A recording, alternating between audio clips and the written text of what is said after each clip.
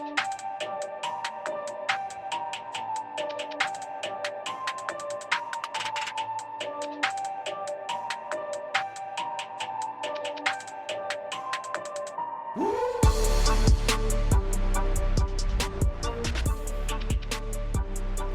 right, everybody, welcome back to Horn Takes.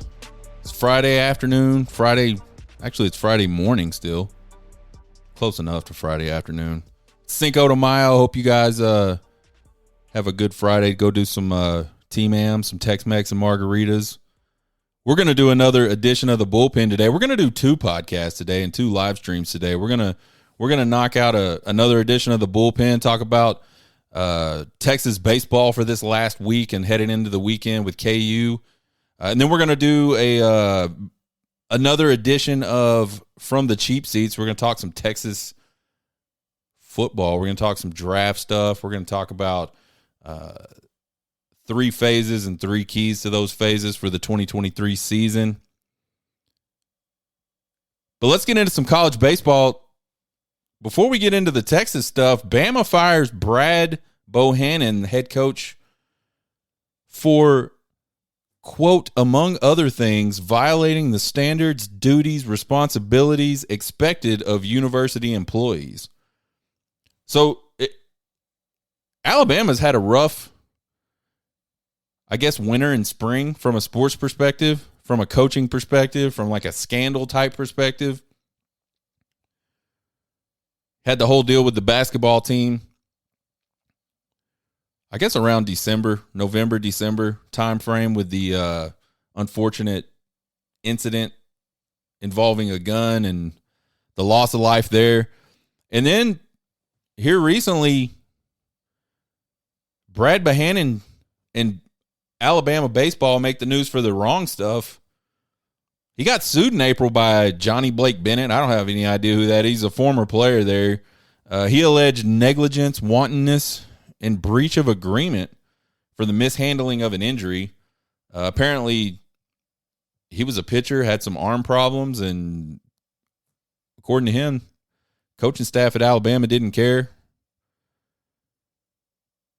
And then all of a sudden, he gets fired. He got fired on, Thursday morning? Citing all those things is what the university said. But the interesting part about this story is this whole business about some gambling stuff going on. So yesterday when the news first came out, there wasn't a whole lot of information really. We knew that the Ohio Casino Control Commission issued an emergency order prohibiting wagers for Alabama baseball, citing some suspicious activity.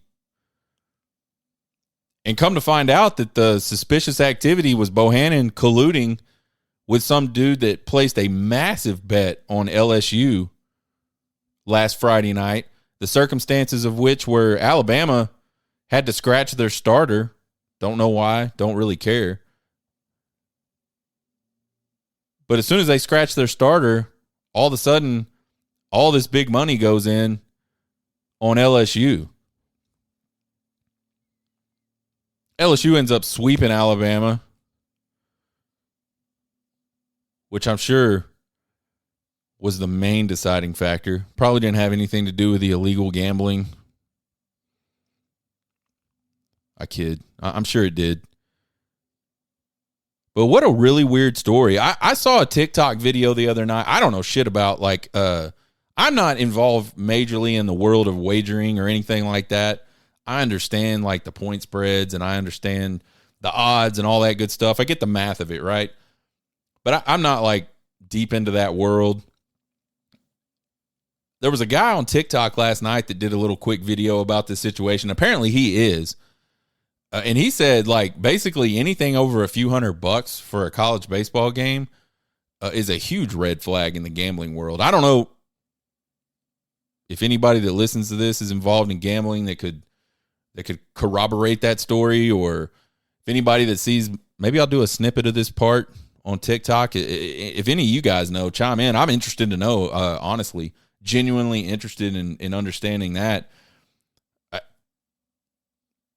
I know thousands of dollars get bet on football games and probably basketball games. I didn't really realize that maybe college baseball was different. Anyway, he's fired. Bama baseball has been kind of I don't even know what their record is, but I feel like they're kind of a dumpster fire this year. And I don't think that has anything to do with them probably. They're in a really, really, really tough conference to be successful in baseball. So some guy's going to be their interim coach. I'm assuming it's the, one of his guys. I don't know. But I thought it was interesting that this guy gets fired over some gambling stuff, but the basketball coach and a player that was involved in a pretty rough altercation, like about as serious as you can get offense as far as crime goes, and there's nothing there. And I'm not saying that to stir up shit. I just think it's interesting. Maybe there was a lot of other stuff going on with Brad Bohannon behind the scenes. Certainly not being very good at baseball probably helped their decision. We kind of saw the same thing with the University of Texas. Chris Beard gets arrested, and there's all these allegations of spousal abuse or whatever. Abuse against what do they call it? Abuse against a house member or something like that. Anyway, we all know the story. Him and his girlfriend got into it, or him and his fiance got into it. And Texas took a really long time to finalize their decision to ultimately fire Chris Beard. And they didn't have to. The contract states specifically simply being charged with a felony is grounds for separation, grounds from termination from this position. I have to think that part of that was University of Texas was doing their due diligence. The other part of it is, and the reason they would do their due diligence, the basketball team was doing really well at the time. And unfortunately, college sports is a business. Alabama's basketball team doing really well last year. I don't know. What do you guys think? So coming off a really, really, really, really shitty series against Oklahoma a couple of weekends ago where they were swept at home by an Oklahoma team that I think was talented, I think had some potential.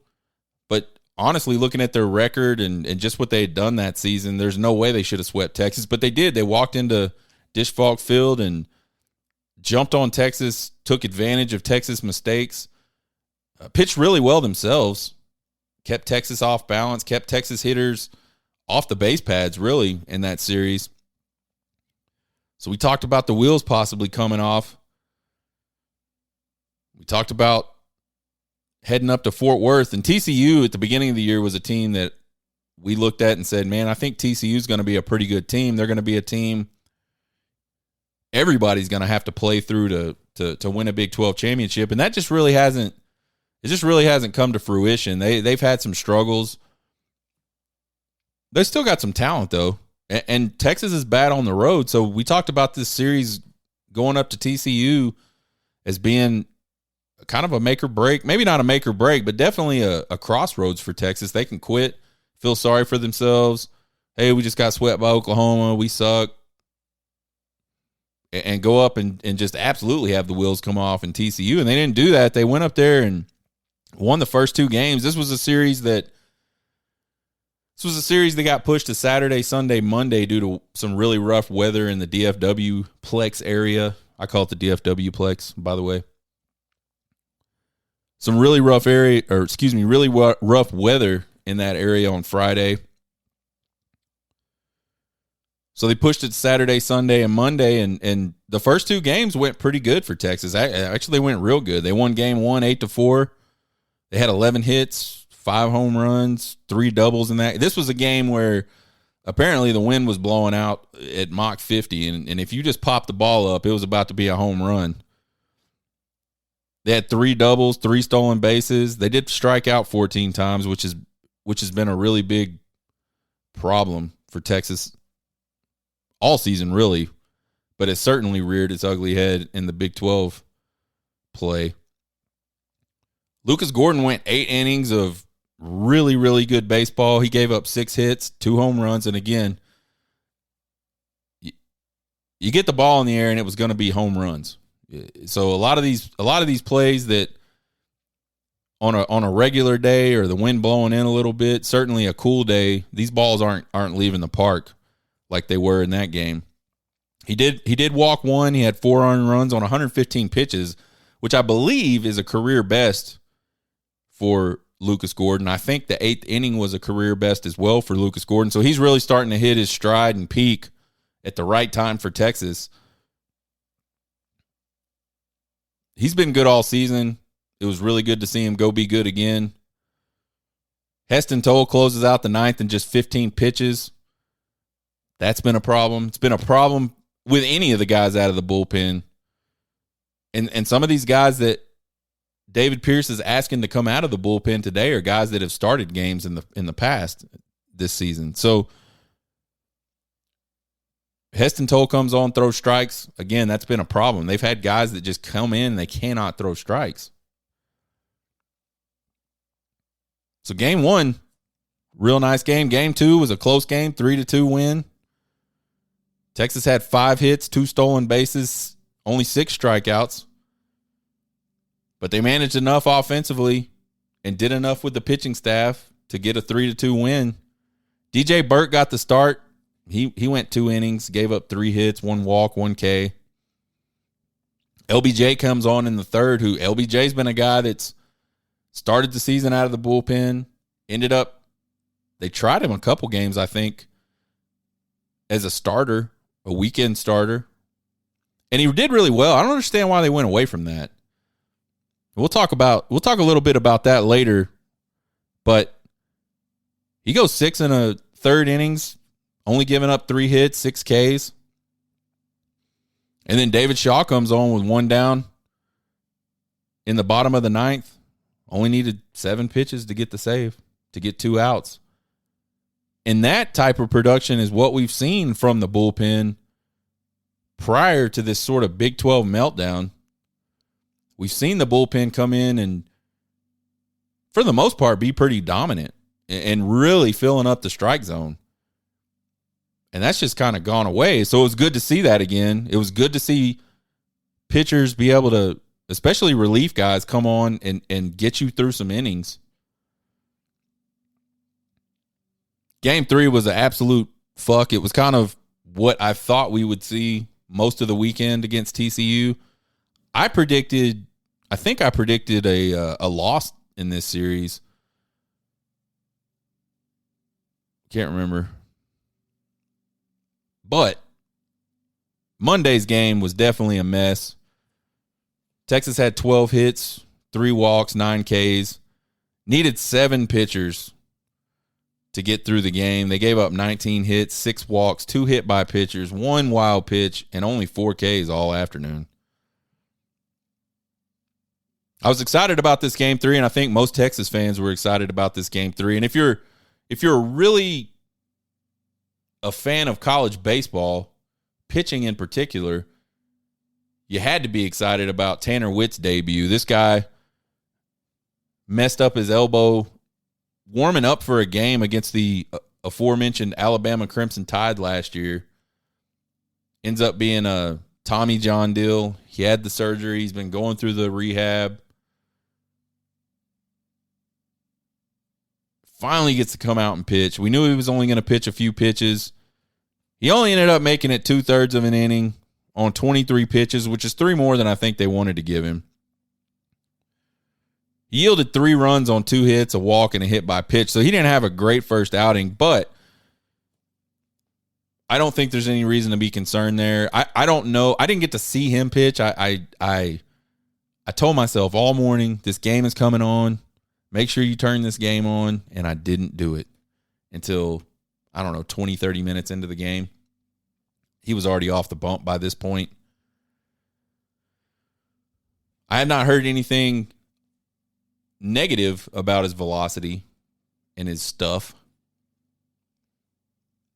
So it'll probably just take him some time to, he hasn't pitched off of a mound in a game situation in a really, really long time. So it's going to take some time to work through some cobwebs, kind of get his confidence back in that elbow. I'm sure that is a huge deal. We hear about We hear about guys with their ACL tears all the time, especially the skill guys.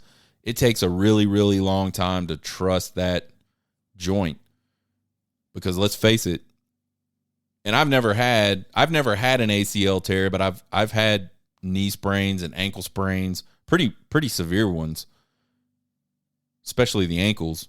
It's not fun. It is never good to have that pain and that unstable feeling in your knee or your ankle. And when you're a skill guy, you rely on that 100% of the time.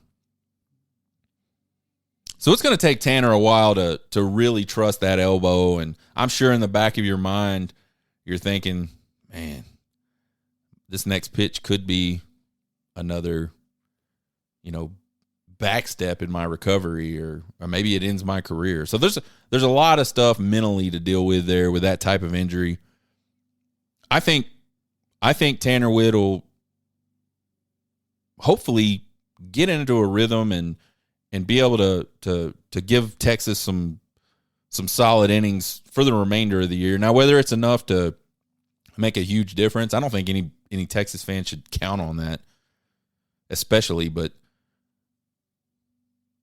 it'll just be good to see Tanner Witt back in the lineup. They interview Tanner Witt a lot on Longhorn Network in between innings during games, and you can tell he's really excited to be a part of the Texas baseball program, really excited to be out there with his guys. He's always rooting on whoever's pitching at the time when they interview him. He seems like a really good kid, really good teammate, and he definitely has some special talent. So the TCU series, again, Texas gets a win. 2 out of 3. They look really bad in the loss, but they looked really good in the 2 wins.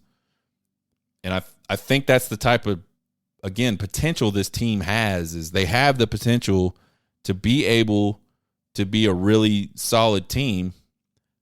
I don't think they're a national championship caliber team. I don't even know if they're a College World Series caliber team, but they're certainly a team that if things line up for them just right, they can make a pretty deep run and make some noise in the tournament, maybe wind up in the College World Series.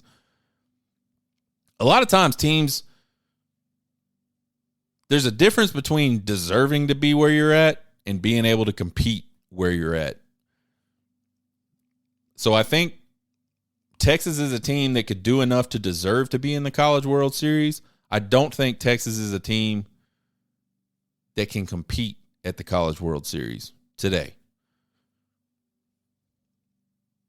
So I don't know. We'll see how that goes. State of the program address.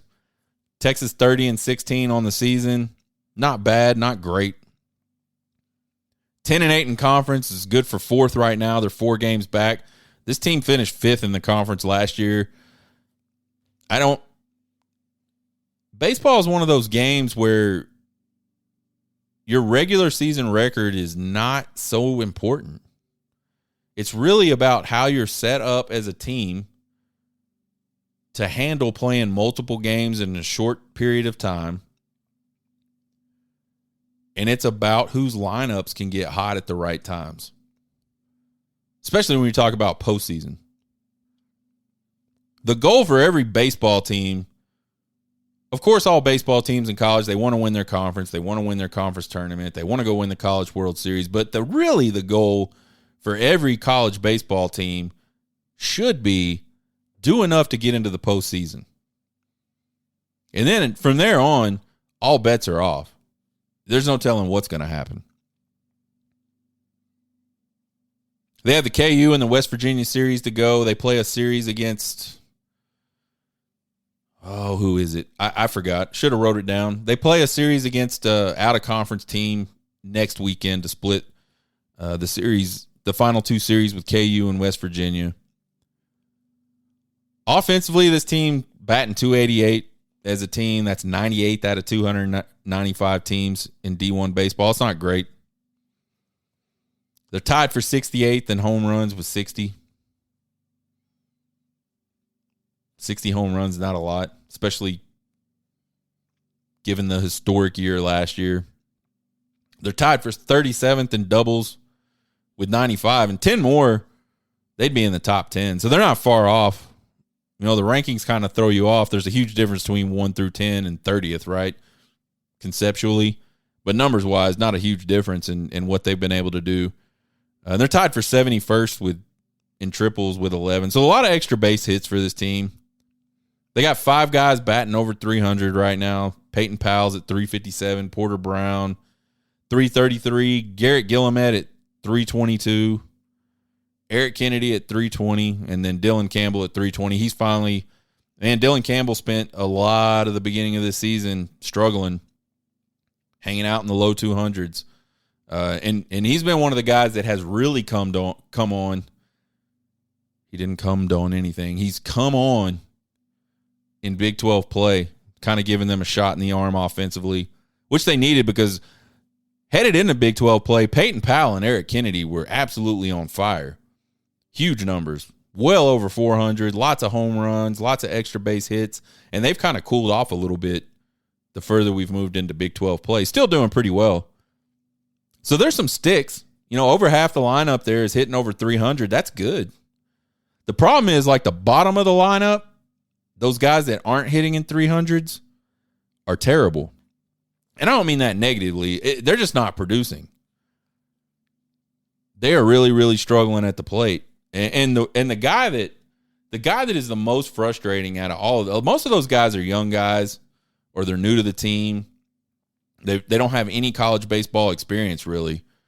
The guy that has tons of baseball experience and probably the second most in the lineup, just to Eric Kennedy, is Mitchell Daly. He's the low man batting average wise for the regular guys that are in the 9-order lineup. He's batting 233. And I'm really surprised that his average is actually that good. 233, it's not great at all. It's not even good, really, in my opinion, for college baseball. But if you watch Mitchell Daly play, if you were to watch every single game, you wouldn't think Mitchell Daly's batting even that. You'd think he might be a sub-200 guy. But he's 0 for 9 with 5 strikeouts in the TCU series. And if you go back and look at the damage he has done this season, the games where he has contributed at the plate to this team and their ability to go win games, most of those have come during midweeks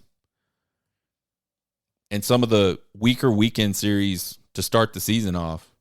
He's done almost nothing in Big 12 play. He's 8 for 59 in Big 12 play. 136 batting average for those of you mathing at home, or those of you that don't want to math, don't know how to math. And 136 is really, really atrocious. Like, most of the time when Mitchell Daly goes up to hit, it looks like his at-bats kind of remind me of what it would look like if I went up to the plate to hit. Just completely lost. Completely fooled. And just completely ineffective. Like, I don't know. I'm not trying to pick on the guy. Mitchell Daly's a dude that started as a freshman at Texas. He's played on 2 really good college baseball teams. 2 teams that went to the College World Series. And he came in and started immediately at second base. And he's held down second base when there's been a lot of good infielders, middle infielders on the rosters. He's held it down. Now he's playing shortstop, which, again, I think he's way out of position at shortstop. I don't think that's his deal. I think that I want to hope that David Pierce knew that Mitchell Daly's not a shortstop, went out and tried to bring some guys in that were shortstops and just couldn't get any of them to show up to Texas and play. Couldn't get anybody to take that step. And so he was kind of forced to put Daly in at shortstop is what I hope happened. If his plan was Daly at shortstop, man, and Daly does fine defensively. He's not like bad. He doesn't make a lot of errors.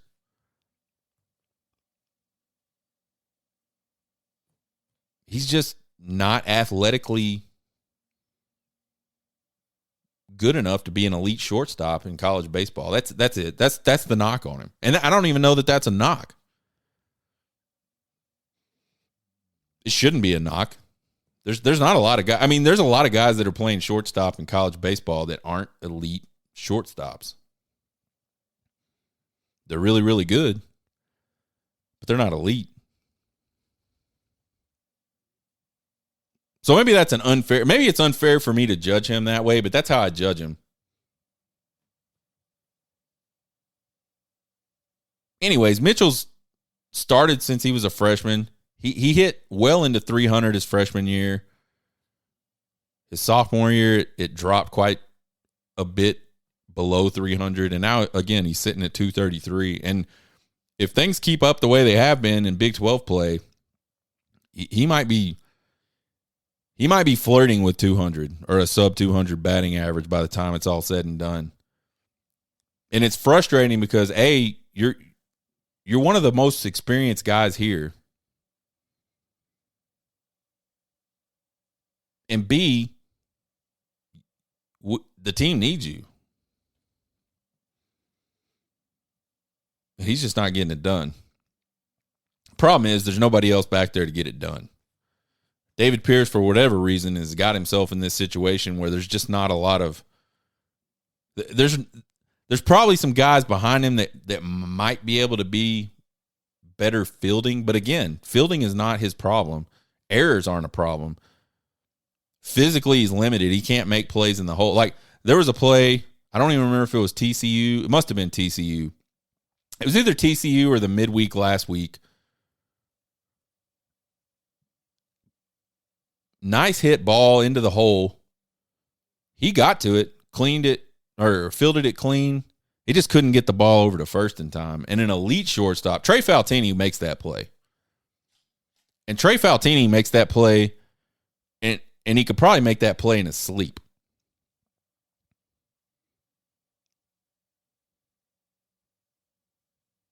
But there's probably nobody behind him that has a bat that's any better. And that's a recruiting problem. Pitching and defense, the ERA is finally over 4. I don't know what that ranks nationally. It's 4.02. I'm assuming they're probably top 40 or so in team ERA. Lucas Gordon, we talked about him earlier. He's probably been the only consistent arm. At this point in the season, he's the only guy that I don't say to myself, what is going to happen when this guy starts throwing pitches during this game? I know what's going to happen. He's going to throw a lot of strikes. And every once in a while, a batter will do what batters should be able to do and get a hold of one. And I don't have a problem with that. I like the way he challenges the strike zone. He challenges hitters. He's not trying to pitch around anybody.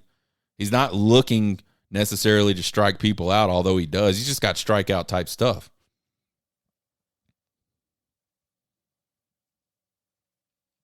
As a whole, this pitching staff has 142 strikeouts this year, 99 walks, 16 home runs given up. And this is the one, these last two are the ones I could not believe. And I don't know why I couldn't believe them. I've seen it with my own eyes that they're capable of doing this, but 17 wild pitches this season and 23 hit batsmen. I've never, I don't have stats on every single team, and I don't have graphs over year what they've done in these two categories, but 23 hit batters in a single season for a pitch, that seems like a lot to me.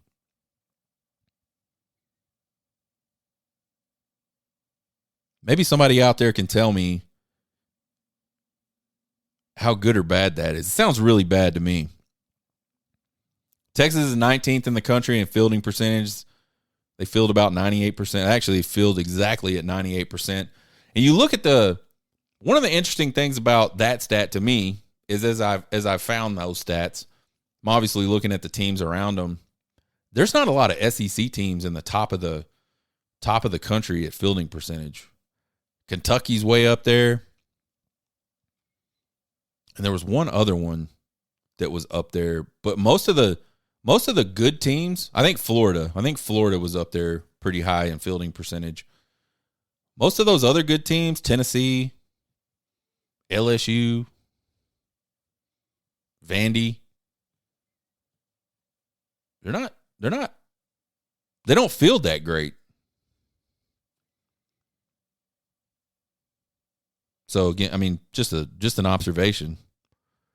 I wonder if that hurts those teams in the College World Series. I wonder if that's why we've seen a team like Arkansas that was the number 1 seed a couple years ago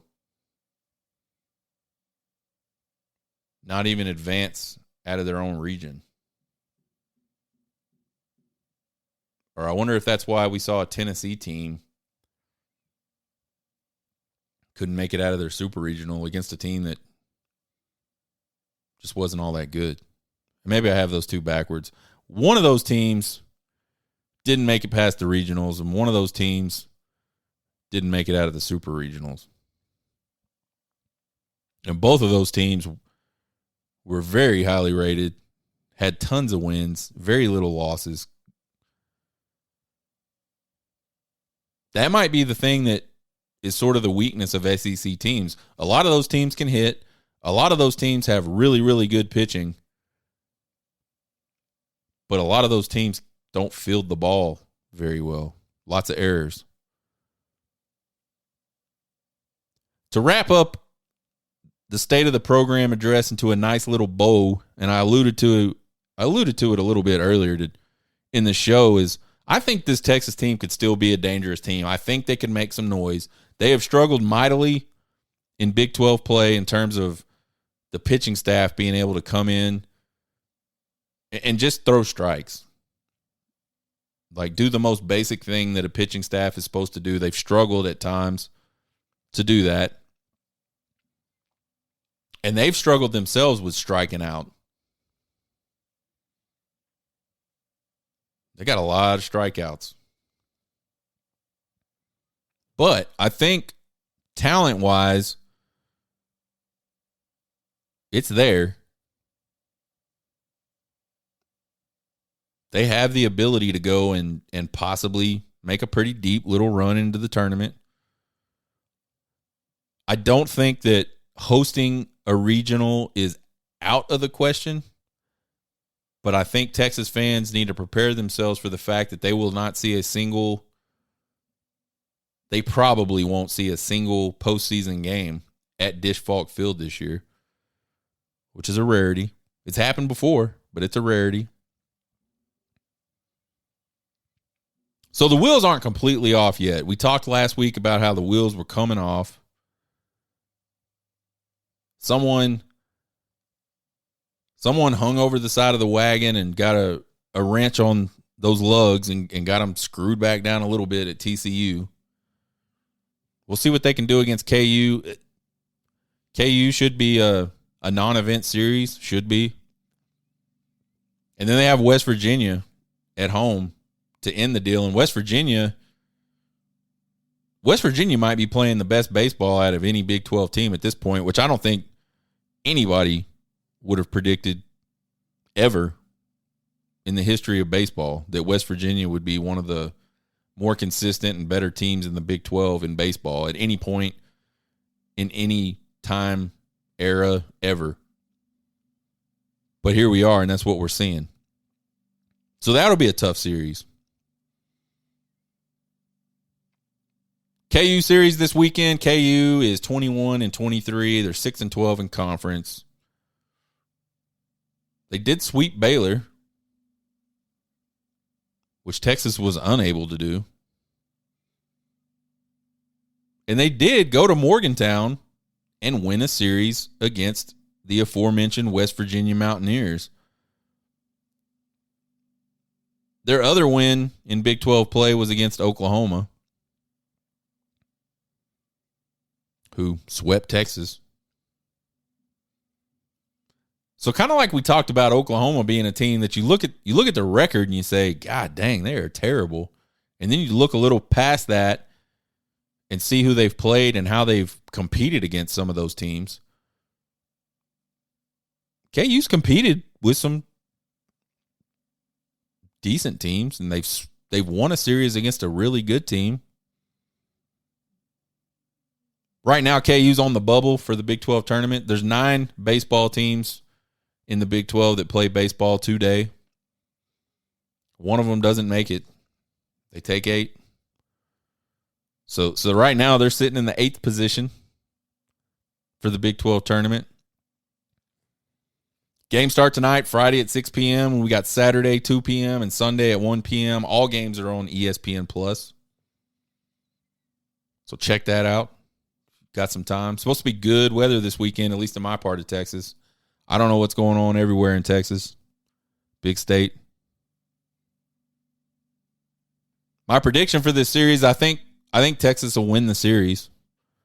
But I think they're going to have one day where we can't pitch, can't find the zone, and end up dropping a game.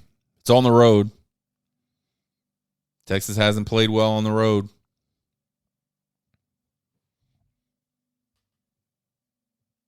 So I don't know. We'll see.